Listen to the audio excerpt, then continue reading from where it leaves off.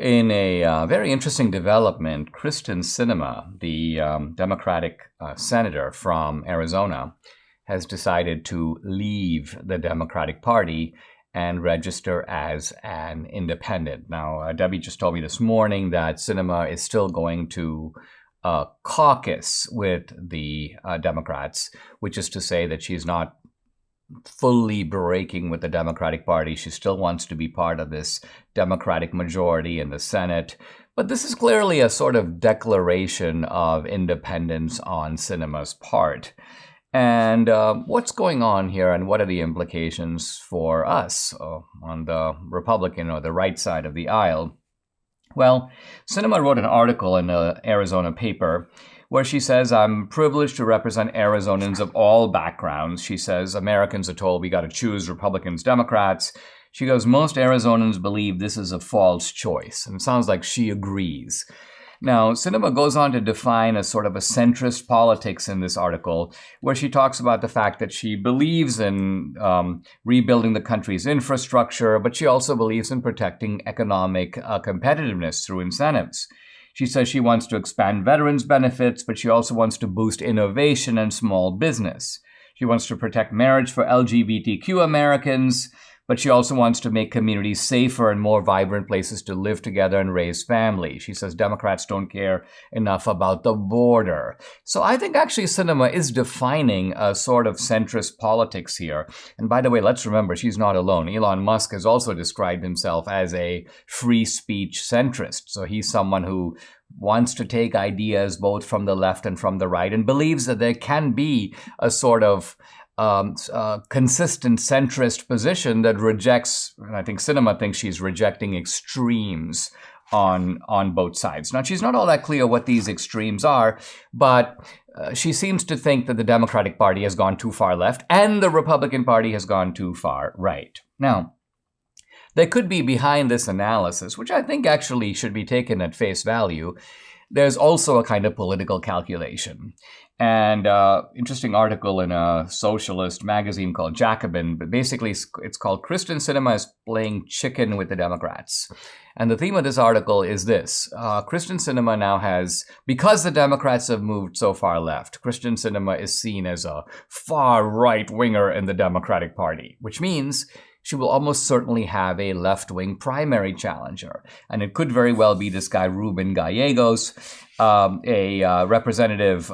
He's a progressive Democrat, and he has flirted with the idea of challenging her. Now, in the Democratic primary, this guy could quite likely win, even though not necessarily in the general election. But the theme of this article is that Kyrsten Sinema is essentially making it impossible for this Gallego guy to challenge her, because she's saying this, look, I'm no longer in the Democratic Party. I'm going to run as an independent. So either the Democrats support me and I can win enough centrists so I can stay in power, or you guys can pick your own candidate.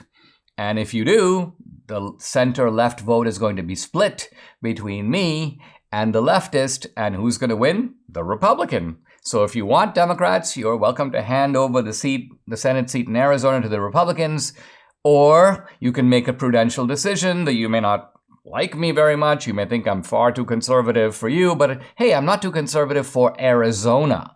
So this is in this analysis, a kind of political move by Sinema to stave off a progressive challenge. Now, I think as a practical matter, if that is the goal, it's not likely to work for the simple reason that the Democrats, I think, are unlikely not to nominate a candidate. They're going to nominate somebody. And so if it's going to be this Gallego guy, it's going to be him. So in a weird way, by making herself an independent, Sinema has virtually guaranteed that there will be a Democratic nominee, so there will be a left-wing nominee.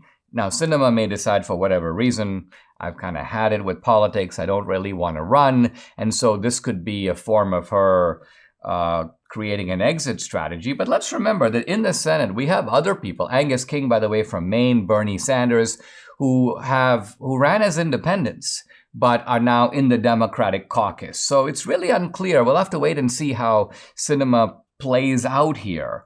But it's pretty clear from what she's saying that she's not changing her position. She's not going to be kowtowing to the Democrats. She apparently doesn't want to be someone that Biden can just call up and say, listen, I need you to do this, or even Chuck Schumer. Now she has cut out on her own so she can make her own decisions. She can make her own political calculations. She's untethered, you may say, from both parties.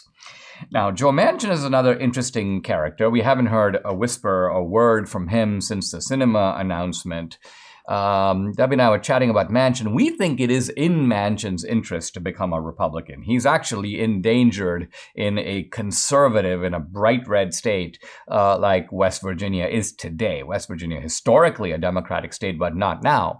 And so Manchin's only chance at survival might be for him to become a Republican. Now, if he becomes a Republican, he's probably going to be kind of a rhino. But you know what? Some rhinos are better than others.